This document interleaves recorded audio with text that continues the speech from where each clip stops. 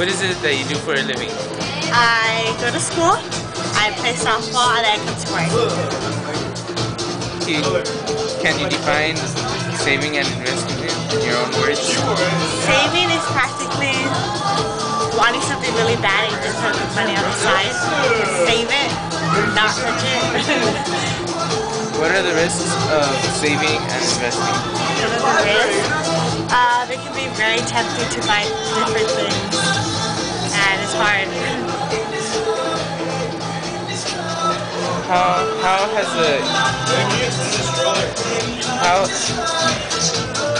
the economy today affected your savings and investment? It has affected pretty bad. You don't get as much hours in the job, so whatever you get from the management and put it aside. What are the benefits of saving and investing? The benefits of saving? It's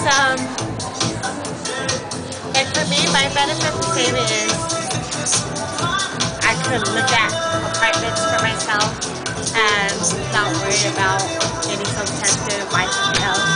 So it's good and then also it's bad. So you should have to be stronger. What has been your biggest investment? My biggest investment has been saving my own money to get a car. So how has your family been affected with